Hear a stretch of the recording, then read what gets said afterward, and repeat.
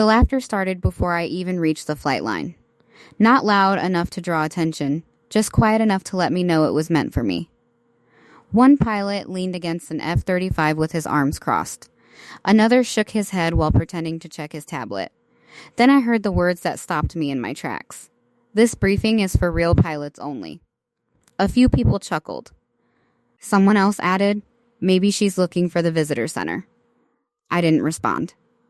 After 23 years in military aviation, I had learned something that every woman in uniform eventually learns. Sometimes silence is stronger than an argument. I simply adjusted the strap of my flight bag and kept walking. Because they had absolutely no idea who I really was. They only saw a woman in a plain olive green flight suit, with no flashy patches, no medals on display, and no rank visible beneath the lightweight jacket I had intentionally zipped to the top. To them, I looked ordinary. Forgettable, someone who had wandered into the wrong hangar. Exactly as planned. My name is Hannah Morgan, at least. That's the name almost everyone knew. For more than 2 decades, I had flown missions that would never appear in newspapers. Operations that officially never happened.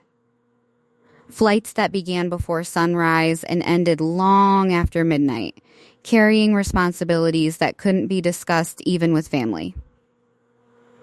Some missions lasted hours, others lasted only minutes.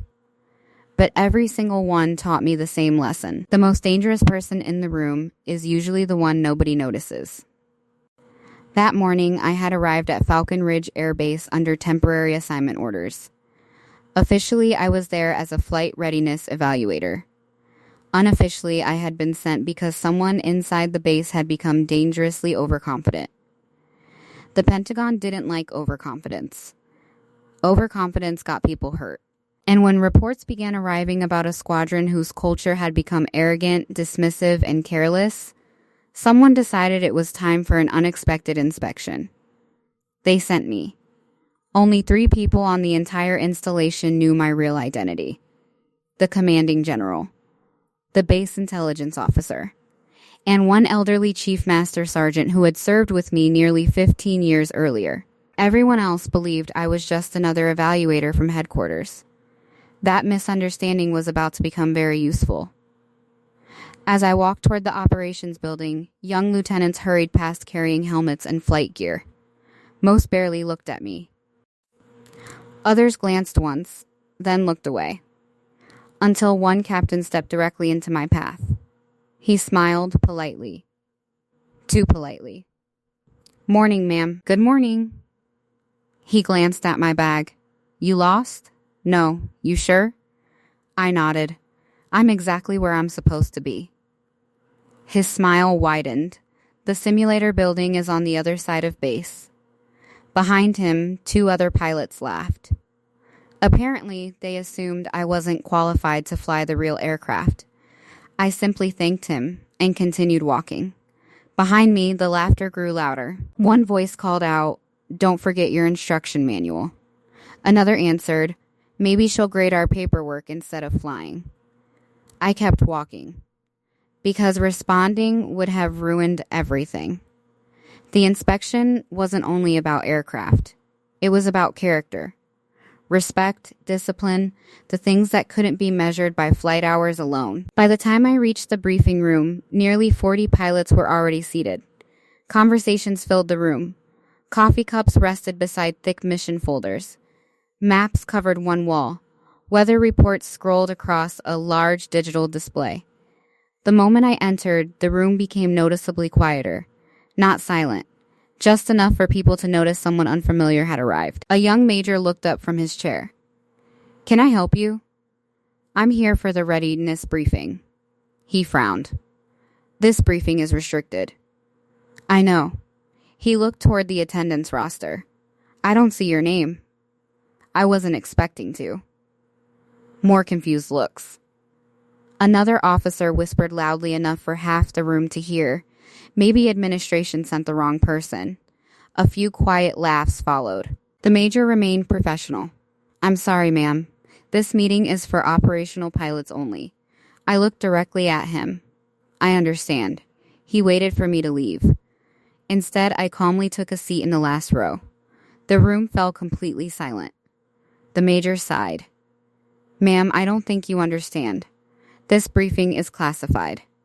So I've been told. His patience was beginning to disappear. I'm going to have to ask you to leave. Before I could answer, the door opened. Everyone instinctively stood. A 3-star general walked into the room. General Robert Hayes, the highest ranking officer on the installation. The conversation stopped instantly.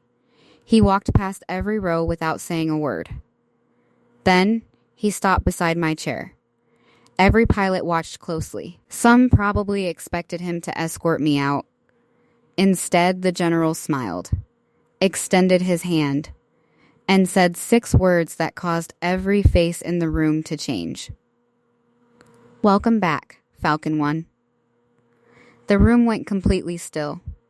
One coffee mug slipped from someone's hand and shattered across the floor. No one even looked at it, because every eye was fixed on me. The room was so quiet I could hear the air conditioning humming above us. No one moved, no one spoke. The coffee mug that had slipped from someone's hand lay shattered across the polished floor. But nobody even glanced at it. Every eye was fixed on me. General Hayes still had his hand extended. I stood and shook it. It's good to see you again, sir. He smiled. It's been too long, Colonel. Colonel, that single word sent another wave of confusion across the room. A few seconds earlier, most of them thought I was an administrative evaluator.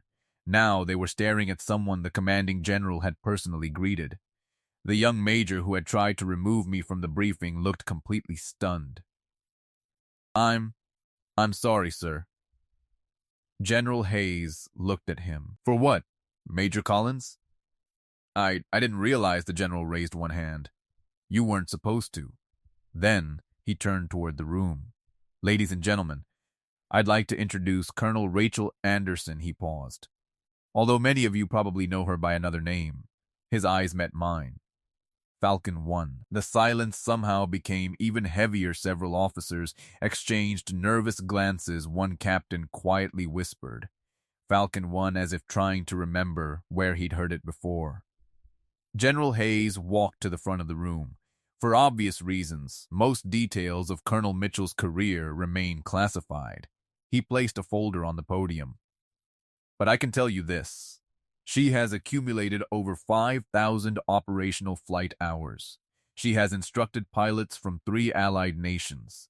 She has commanded rescue missions during hurricanes, led humanitarian air operations, and completed assignments that many of us will never be authorized to discuss. No one laughed anymore. The captain who had blocked my path outside slowly lowered his eyes to the floor. The general continued, Today, Colonel Mitchell is here for one reason, to determine whether this squadron still deserves its reputation. A quiet murmur spread through the room. The general looked around. I've received reports. Reports of exceptional flying. He nodded. And reports of exceptional arrogance. No one said a word. One of those reports concerns me. His voice became firmer. A pilot who believes skill excuses disrespect is already becoming a danger. He looked toward me. Colonel, the floor is yours. I slowly walked to the front of the room. 40 pilots watched every step. Some looked embarrassed, others curious. A few still looked skeptical. I had seen those expressions before. Many times I placed my flight helmet on the briefing table. My evaluation officially begins now. I smiled politely. But first I have a question. No one answered. How many of you have flown combat missions? About half the room raised their hands. How many have performed emergency rescue operations? Fewer hands. How many have landed an aircraft after losing both primary navigation systems? Only 3. I nodded. Good. Now let me ask something more important. When was the last time one of you admitted making a mistake? The room immediately became uncomfortable. Eyes drifted downward. Someone shifted in his chair. Another crossed his arms. No one answered exactly as I expected. I looked around slowly. Confidence keeps an aircraft in the air. Pride eventually brings it down. Still silence. Then Captain Ryan Walker, the same pilot who had mocked me outside, raised his hand. Permission to speak? Granted. He stood. I owe you an apology. I smiled gently. You owe me nothing. He looked surprised. I judged you before I knew who you were. I shook my head. No, you judged me before you knew anything. The room grew quiet again. That difference matters. I walked toward the large mission map covering the wall. This week isn't about proving who can fly the fastest, or who has the highest number of flight hours. It's about discipline, humility, and trust. I looked directly at Captain Walker. If you lose an engine at 30,000 feet, your ego won't restart it. A few pilots quietly smiled, not because the moment was funny, because they understood exactly what I meant. General Hayes quietly left the room. That alone surprised several officers. He trusted me completely. He didn't need to supervise. The evaluation belonged to me now. The briefing continued for nearly an hour. I asked questions. Simple ones. Weather planning, fuel calculations, emergency procedures, crew coordination. Most answers were technically correct, but something bothered me. Every response sounded rehearsed. Perfect, almost too perfect. Then I noticed something else whenever junior pilots answered, senior officers interrupted them, corrected them, sometimes before they even finished speaking. Interesting, very interesting. This wasn't simply a confidence problem, it was a culture problem. During the lunch break, I carried my tray outside a quiet bench, overlooked the runway. Watching airplanes had always helped me think, even after retirement, especially after difficult missions. As I sat alone, someone approached Captain Ryan Walker. He held his own lunch tray awkwardly. Mind if I sit? I nodded. He sat quietly beside me. For nearly a minute, neither of us spoke. Finally, he sighed. I embarrassed myself today. I looked toward the runway. No, you embarrassed your uniform. His shoulders dropped. I know. My father taught me better. So what changed? He thought for a long moment. I guess we started believing our own reputation. I appreciated his honesty. That was a beginning. Before I could answer, sirens suddenly echoed across the flight line. Every pilot immediately stood. A crew chief sprinted across the ramp, waving both arms. Someone shouted, "Emergency recovery." Instinct took over. Pilots ran toward the operations building. Ground crews rushed toward the runway. Within seconds, the peaceful afternoon transformed into organized urgency. Captain Walker looked toward me. We've got an aircraft returning with hydraulic problems. I nodded. Let's move. Inside the control room, voices overlapped, checklists flew across desks, radar screens updated constantly. An F-35 was returning from training. Its primary hydraulic system had failed. One wrong decision could cost a $30 million aircraft. Or worse, its pilot. I quietly stepped behind the operations officer. No one noticed. Everyone focused on the emergency. The tower controller spoke calmly. Aircraft 7-2.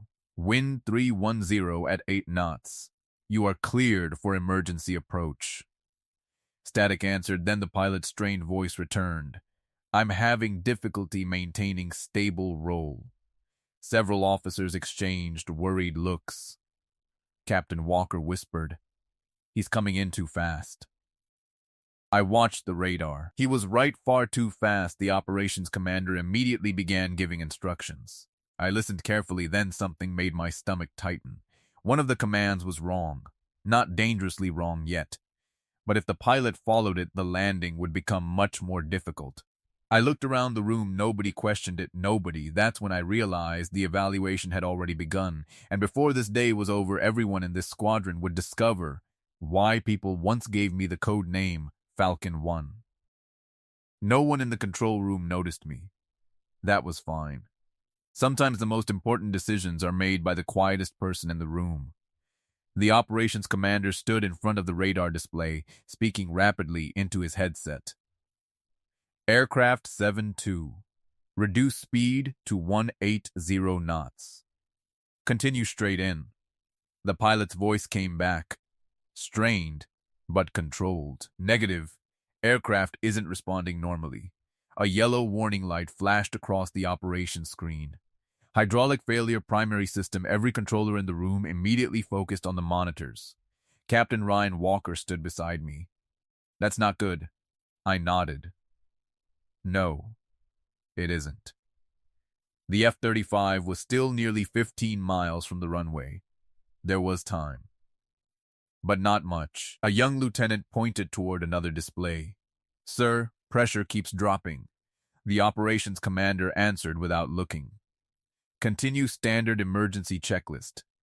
Everyone immediately began following procedure, exactly as they had been trained, exactly as the manual instructed. Yet something felt wrong, very wrong. I stepped closer to the large tactical display, the aircraft's altitude, its speed, the crosswind, the pilot's fuel level. Everything together painted a picture. A picture the checklist couldn't fully explain. The pilot spoke again. My controls feel heavy. I have delayed response. I'm fighting the aircraft. I quietly closed my eyes for just a second. His breathing told me almost everything. He wasn't panicking. But he was beginning to overcorrect. That could become dangerous. The commander continued giving instructions. Maintain current approach. I finally spoke. He shouldn't. The room froze. Several officers slowly turned toward me. The commander frowned. Colonel? He needs more distance. We don't have time. I looked directly at the radar. You'll have less if he keeps bleeding hydraulic pressure. Silence. No one interrupted. Captain Walker looked at me. What are you seeing? I pointed toward the display. Look at his bank corrections. Walker leaned closer. They're getting wider. Exactly. The hydraulic response is slowing. If he commits to landing now, he'll spend the entire final approach correcting instead of flying. The lieutenant's eyes widened. I didn't even notice that. Most people wouldn't. Not unless they'd lived through it before. And I had, 17 years earlier. Northern Iraq, night operation, mountain winds. A transport aircraft with partial hydraulic failure. The young co-pilot had trusted the checklist. I trusted the airplane. There was a difference. That mission ended safely. Because someone taught me a lesson I never forgot. Sometimes, you don't fly the procedure. You fly the aircraft. The operations commander hesitated. This isn't the published recovery. I know. Captain Walker looked between us. Sir, I think she's right. Another officer nodded. So do I. The room had reached a crossroads. Follow procedure. Or trust experience. The commander grabbed another headset. Aircraft 7-2, this is operations. Extend your downwind. Reduce workload. We're changing your recovery. The response came immediately. Copy, I finally exhaled. Now we had room to think. Underscore, the pilot's breathing gradually slowed. His voice sounded steadier. Controls feel slightly better. I smiled, not because the emergency was over, because his mind was settling down. A calm pilot always flies better than a frightened one. Captain Walker quietly asked, "Have you experienced this before?" I kept watching the screen. "Twice, in combat?" "Once, and the other?" I smiled faintly. "Training," he looked surprised. "Training? Experience doesn't always come from war. Sometimes it comes from surviving your own mistakes." For the next 10 minutes, nobody spoke unless necessary. The atmosphere inside the control room completely changed. Earlier that morning, the room had been filled with confidence. Now, only discipline remained. Exactly as it should. The aircraft entered its extended pattern. Wind conditions shifted slightly. I noticed another problem. The crosswind is increasing. The weather officer checked immediately. She's right. Now 12 knots. The commander frowned. "What do you recommend?" Every face turned toward me. Only hours earlier, those same people wanted me removed from the briefing. Now they were waiting for my opinion. I answered calmly. "Use runway 17 instead." The lieutenant blinked. "But that's not today's active runway." "I know. It gives him a better wind." The weather officer quickly ran the numbers. Crosswind drops almost 50%. The commander didn't hesitate this time. Switch runways. Within seconds, ground crews repositioned emergency vehicles. Tower controllers updated approach instructions. Everything moved with incredible precision, not because of rank, because everyone had stopped worrying about being right and started worrying about doing what was best. Aircraft 7-2 turned on to final approach. The runway stretched ahead, nearly 2 miles away. Inside the tower, no one moved. The pilot spoke quietly. "I've got the runway. Gear down." Several seconds passed. Then 3 green. Landing gear locked. "Good. Very good." Captain Walker whispered. "Come on." The fighter descended steadily. 500 feet. 400. 300. A slight roll to the left. The pilot corrected smoothly, much smoother than before. He wasn't fighting the aircraft anymore. He was working with it. Exactly what we wanted. 100 feet. 50-30, the aircraft floated slightly above the runway. Then its wheels gently touched the pavement. A puff of white smoke rose behind the tires. The fighter rolled straight. Stable, controlled, safe, the entire control room released one enormous breath at exactly the same moment. Someone quietly clapped. Another smiled. The operations commander simply closed his eyes for 2 seconds. Relief. Pure relief. The aircraft taxied safely to the maintenance hangar. Emergency crews followed behind. No injuries, no damage. Mission complete. But my evaluation was only beginning. The commander slowly removed his headset. He walked toward me, stopped, extended his hand. "I owe you an apology." I shook it. "No, you owe your pilot one." He looked confused. "What do you mean? You were willing to protect procedure. You should always protect people first." His expression softened. "I understand. I think today, I finally do." Captain Walker approached carrying 2 bottles of water. He handed me one. "I've been flying 6 years. I've never seen anyone read an emergency that quickly." I smiled. "You weren't watching the airplane. You were watching the checklist." He nodded slowly. "I was. The checklist matters. But it isn't flying. The pilot is." Before anyone could say another word, General Hayes entered the control room. He had clearly been watching everything. Without speaking, he looked around the room. At every officer, every controller, every pilot.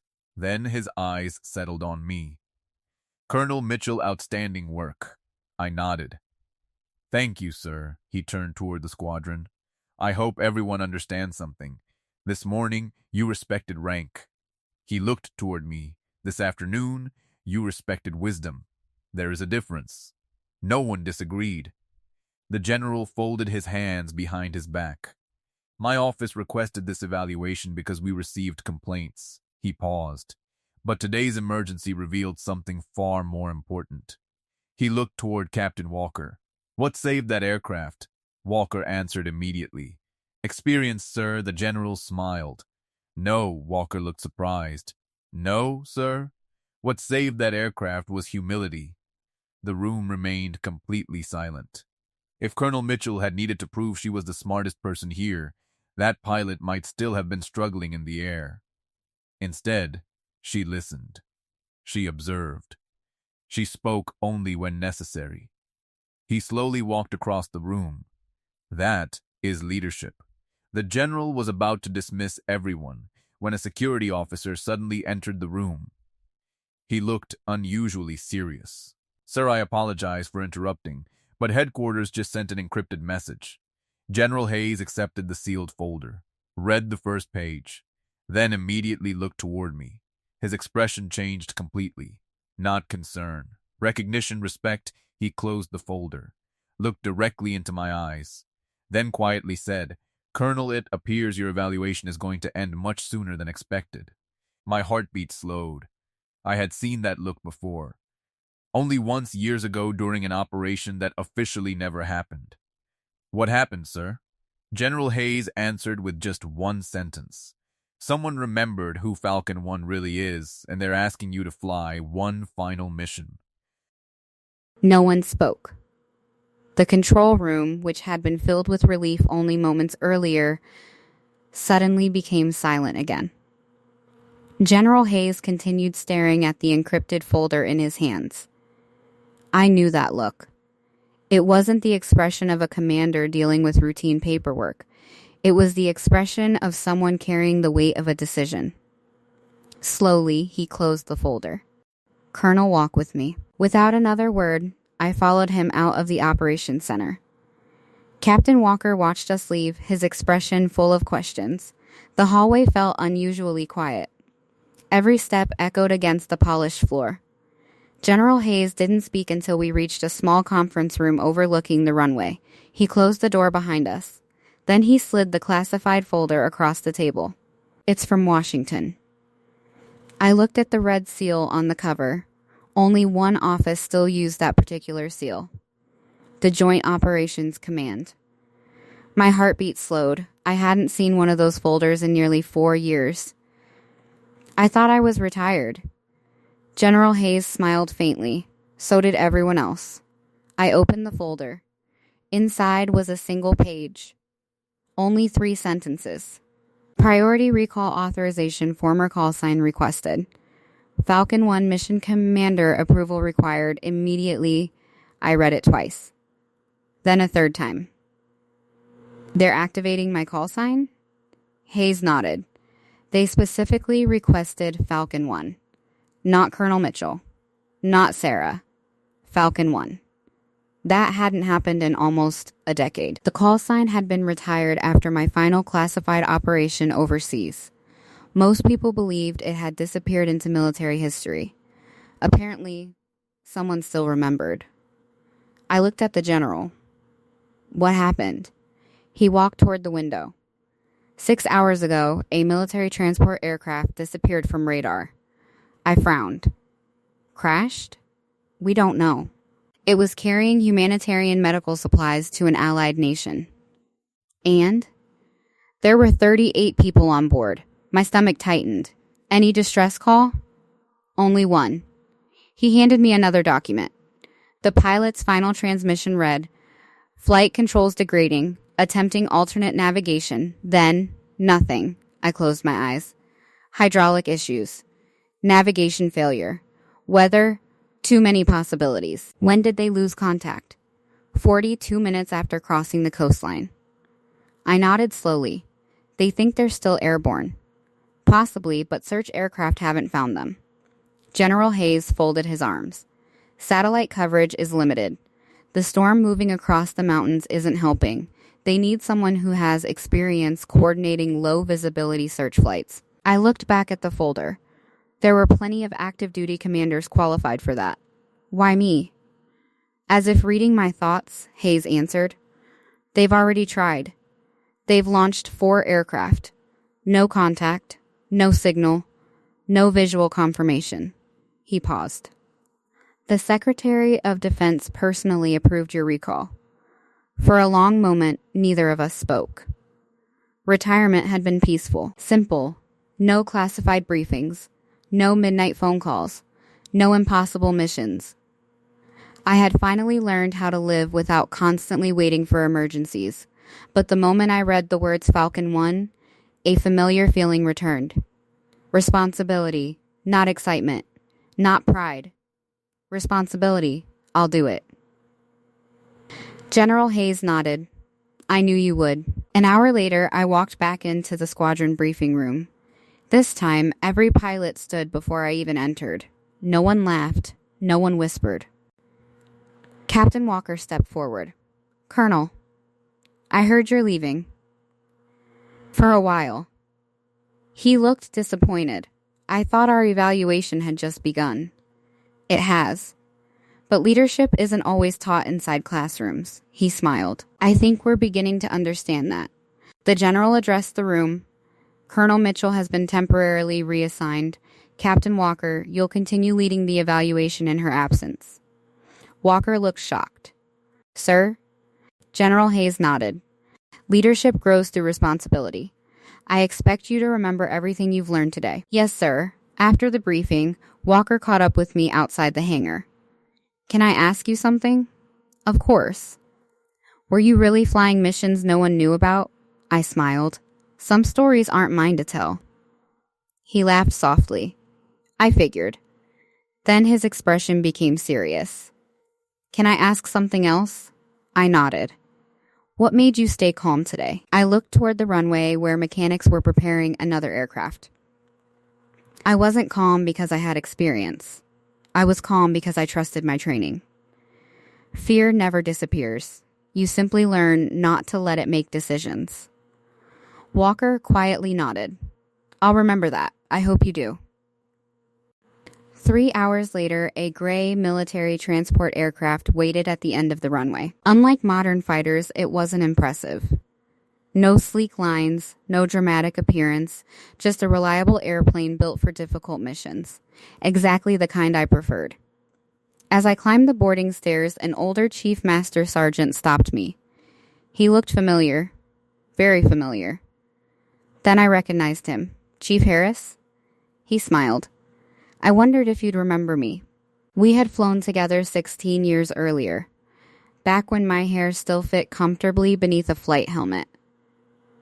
Back before Falcon 1 became known throughout the aviation community. I heard you retired. I tried. He laughed. So did I. Inside the aircraft, the mission crew was already seated. Navigation officers. Communication specialists. Medical personnel. Most looked young enough to be my children. One lieutenant quietly whispered to another, "That's her?" The other nodded. I didn't think Falcon 1 was real. I pretended not to hear. Some legends become larger than life. The truth is usually much simpler. Legends are just ordinary people who survived extraordinary days. As the engine started, the aircraft vibrated beneath our feet. The familiar sound brought back memories I thought had faded forever. Late-night departures. Emergency evacuations. Rescue missions. Friends who never came home. I quietly rested one hand against the cockpit doorway. For just a moment, I allowed myself to remember them. Every mentor. Every crew member. Every lesson they had left behind. None of us ever flies alone. We carry everyone who taught us. The flight lasted almost 3 hours. Dark clouds covered the mountain range ahead. Lightning flashed across the horizon. The navigator spoke quietly. Storm intensity increasing. The weather radar painted large sections of red directly along our planned search route. Not ideal, but manageable. Halfway through the briefing, a communication officer suddenly looked up. "Colonel, I've got something." Everyone turned. "What is it?" A weak emergency beacon. The room became silent. "Can you confirm?" He adjusted several controls. "It's faint, but it's definitely military." My heartbeat quickened. General Hayes leaned forward. "Distance?" "Approximately 62 miles. "Direction?" The lieutenant pointed toward a narrow mountain valley. Chief Harris quietly muttered, "No wonder nobody found them." The valley was surrounded by steep cliffs. Radar coverage would have been almost non-existent. The crew prepared to change course. Then another warning alarm sounded. The navigator looked up sharply. "Colonel, weather just closed the valley." The display turned almost completely red. Heavy rain, strong winds, dangerous turbulence. One pilot quietly said, "We should wait." Another nodded. "We'll lose the aircraft if we go in now."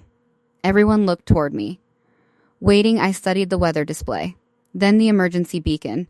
The signal was getting weaker. If we waited, the survivors might disappear forever. If we entered, we would be risking our own aircraft. Chief Harris looked at me. "I've seen that look before." I smiled slightly. "So have I." I reached for the intercom microphone, then calmly gave the order that made every head in the cockpit turn toward me. "Change course. We're going into the valley." No one argued. No one questioned it. Because in that moment, I wasn't simply Colonel Sarah Mitchell. I was the pilot they once knew by one name. The helicopter blades cut through the mountain air like thunder. Rain had started again. The valley below was slowly disappearing beneath a blanket of gray clouds. We didn't have much time. I tightened the straps on my rescue harness and looked at the 6-member mountain rescue team standing beside me. Every one of them was younger than I was. Every one of them was waiting for my decision. Chief Harris adjusted his helmet. The weather window is closing. I know. If we're not airborne in 3 minutes, we may lose visibility completely. I nodded once. Then let's not waste another second. The helicopter lifted off the plateau, climbing toward the eastern ridge where the missing crew members had taken shelter. Inside the cabin, no one spoke. Only the sound of the rotors and the wind filled the silence. 10 minutes later, the crew chief pointed through the open side door. There. 3 tiny figures stood on a narrow rock ledge nearly halfway up the mountain. They had tied bright orange survival blankets to broken tree branches, hoping someone would notice. One of them waved weakly. The others barely moved. Chief Harris looked through his binoculars. They've been exposed to the cold for hours. We have to move quickly. The helicopter couldn't land. The ledge was far too small. There was only one option. A hoist rescue. The pilot looked back at me. Colonel, the wind is unstable. I know. If it gets any stronger, we'll have to abort. I looked at the survivors. One of them had stopped waving. There wasn't time to wait. I'll go down. The rescue crew immediately protested. Ma'am, let one of us. I raised my hand. I'm the lightest qualified officer on board. And I've done this before. Chief Harris smiled. I knew you'd say that. The rescue cable lowered me slowly toward the ledge. The wind pushed me against the mountainside. I steadied myself with one gloved hand until my boots finally touched solid rock. The 3 airmen looked exhausted. One had an injured ankle. Another had a bandaged shoulder. The youngest couldn't have been older than 23. His lips were turning blue from the cold. When he looked up and recognized my flight suit, his eyes widened. Falcon 1? I smiled. Let's save introductions for later. He laughed weakly. Yes, ma'am. The rescue took nearly 40 minutes. One by one, each survivor was lifted safely into the helicopter.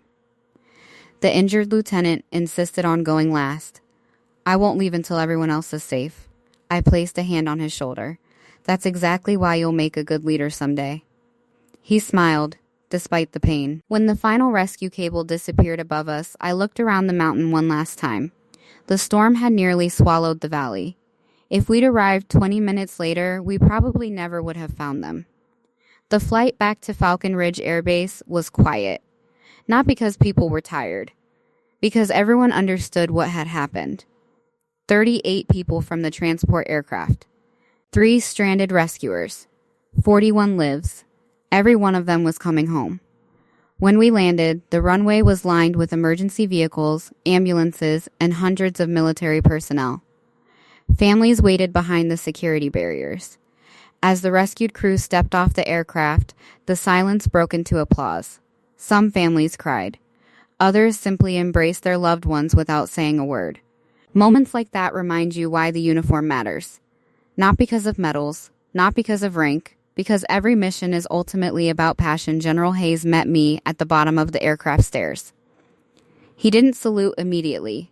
Instead, he extended his hand, then surprised everyone by pulling me into a brief embrace. You brought them home. I smiled. We all did. He shook his head. No, you reminded everyone what service really means. 2 days later, the squadron assembled inside the same briefing room where this story had begun. The same room, the same chairs, the same pilots. Only one thing had changed. Every person inside that room. Captain Ryan Walker stood as I entered. Then every pilot followed. Not because regulations required it, because respect had replaced assumption. General Hayes stepped to the podium. This evaluation is complete. He looked around the room. I asked Colonel Mitchell to evaluate your flying. He smiled.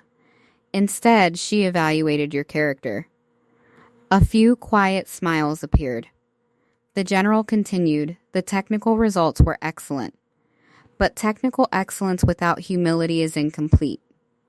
He looked directly at Captain Walker. What did you learn?